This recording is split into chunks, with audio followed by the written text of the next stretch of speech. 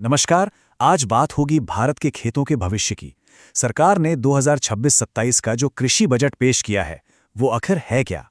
चलिए इसे थोड़ा आसान भाषा में समझने की कोशिश करते हैं, क्योंकि ये सिर्फ बजट नहीं है, ये हमारी अर्थव्यवस्था की रीढ़ की हड्डी का सवाल है।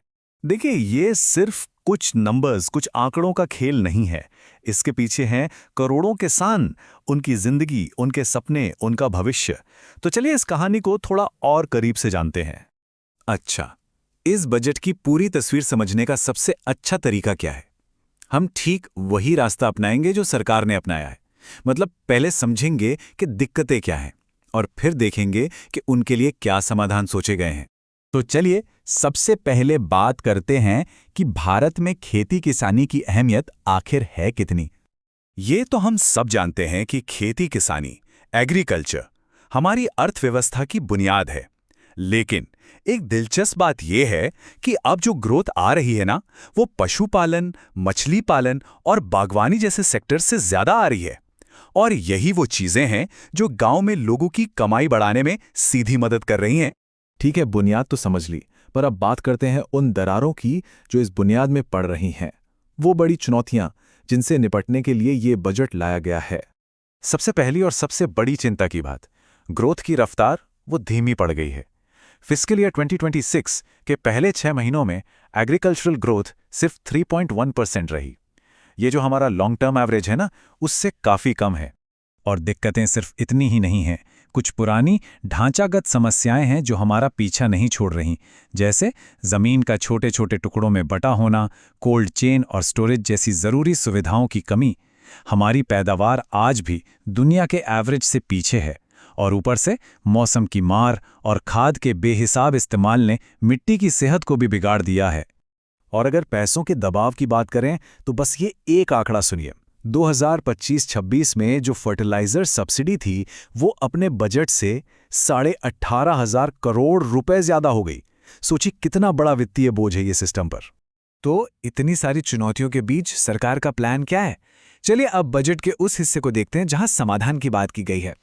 और ऐसा लगता है कि सरकार ने टेक्नोलॉजी और वैल्यू एडिशन पर एक बड़ा दांव खेला है। मोटे तौर पर देखें तो सरकार का ये पूरा प्लान 2 पिलर्स पर टिका है। पहला, किसानों की पैदावार और आमदनी बढ़ाना, और दूसरा, टेक्नोलॉजी और डिजिटल तरीकों को अपनाना। तो पहले पिलर की बात करते हैं, आमदनी बढ़ाने की।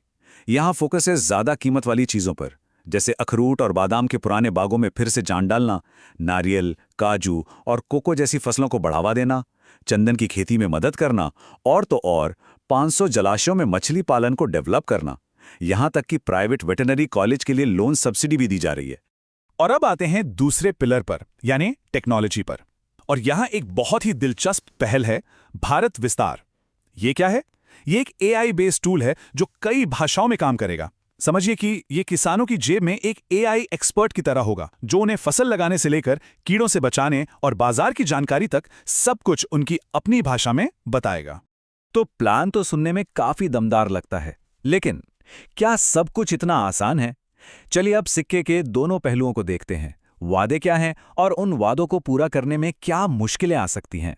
एक तरफ उम्मीद है कि हम ज्यादा कीमत वाली फसलों की तरफ बढ़ेंगे, हमारा एक्सपोर्ट बढ़ेगा, किसानों की लागत कम होगी और हम डेटा के आधार पर बेहतर नीतियां बना पाएंगे। लेकिन दूसरी तरफ का सच ये है कि इन योजनाओं को जमीन पर उतारना एक बड़ी चुनौती है।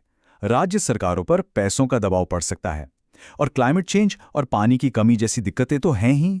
तो सवाल उठता है कि आगे का रास्ता क्या है? 2047 तक भारत की खेती किसानी को कहां पहुंचना चाहिए? इसके लिए कुछ लॉन्ग टर्म स्ट्रैटेजिक बदलावों की बात की गई है। इसमें 5 जरूरी बातें हैं।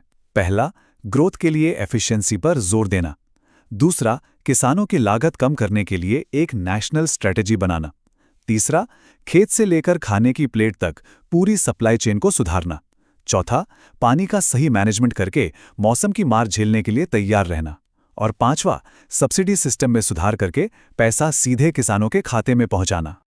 और आखिर में ये एक लाइन इस पूरी सोच का निचोड़ है कि अब एक रणनीतिक बदलाव की जरूरत है। ऐसा बदलाव जो टेक्नोलॉजी पर आधारित हो और सिर्फ पैदावार नहीं बल्कि वैल्यू पर फोकस करे।